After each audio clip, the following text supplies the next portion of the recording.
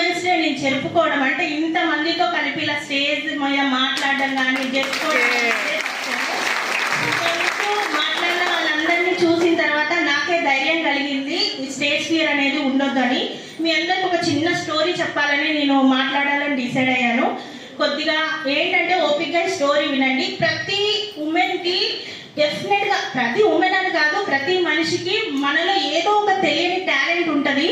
కానీ అది ఎక్కడ ఎప్పుడు ఓపెన్ చేయాలి, ఎవరికి చూపించాలి తెలీదు. కొంచెం స్టేజ్ ఫియర్ ఉంటుంది, ఎవరు ఏమనుకుంటారన్న భయం ఉంటుంది, మనం చేసేది రైటా తప్ప అన్న డౌట్ ఉంటుంది. సో ఈ మైండ్ సెట్ ఉన్న వాళ్ళ కోసం ఈ స్టోరీ అనమాట. ఒక ఊర్లో ఒక అతను రామచిలకల్ని అమ్ముతున్నాడు అనమాట. సో రామచిలకల్ని అమ్ముతున్నప్పుడు మనందరికీ ఫేవరెట్ హీరో ఎవరో ఒకళ్ళు ఉంటారు కదా. ఫర్ ఎగ్జాంపుల్ మహేష్ బాబు అనుకుందాం. మహేష్ బాబు నమ్రత వాళ్ళది ఆ రోజు వెడ్డింగ్ డే అనమాట. సో మహేష్ బాబు వచ్చేసి నమ్రతకి ఏదైనా గిఫ్ట్ ప్రెజెంట్ చేయాలి అనుకుంటారు. ప్రెజెంట్ చేయాలి అనుకున్నప్పుడు షూటింగ్ హడావిల్లో బిజీ ఉండి సరే ఏదో ఒకటి తీసుకుందామంటే అక్కడ ప్యారెట్స్ అమ్ముతూ ఒక మనిషి కనిపించాడు. వెళ్ళి ఈ ప్యారెట్ కాస్ట్ ఎంత అంటే 10 lakhs అన్నాడు. ఎందుకు అంత కాస్ట్ అంటే ఇది 10 languages మాట్లాడుతుంది అన్నారనమాట.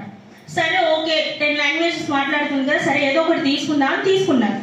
తీసుకొని ఇంటికి వెళ్ళాడు, కాలింగ్ బెల్ కొట్టాడు. సడన్గా ఫోన్ వచ్చింది, సార్ మీరు ఇమీడియట్లీ షూటింగ్కి రావాలి, ఇప్పుడు రెయిన్ పడుతుంది కదా, రెయిన్ షూట్ చేయాలి, మీరు ఇమీడియట్లీ వచ్చేయండి సార్ అంటే ఎక్కడో నమ్రత లోపల నుంచి బయటకు వచ్చి డోర్ ఓపెన్ చేయగానే చేతిలో ఆ ప్యారెట్ది పెట్టేశాడు. ఏం చెప్పకుండా వెళ్ళిపోయాడు. నమ్రత ఏం చేసింది, ఇది సూప్ చేసుకోవడానికి తెచ్చారేమో అని సూప్ చేసుకొని తాగేసింది. సో ఇప్పుడు ఎవరిది తప్పు, మహేష్ బాబుదా నమ్రతదా? ఎవరిది కాదు, ప్యారెట్ది తప్పు. ఎందుకంటే తనకి 10 languages వచ్చు, తనకి టాలెంట్ ఉంది. తనని కోసేటప్పుడైనా నన్ను చంపొద్దు, నీకు గిఫ్ట్ తేయడానికే నీ హస్బెండ్ తెచ్చాడు అని ఒక మాట చెప్పుంటే అది బతుకుండేది కదా.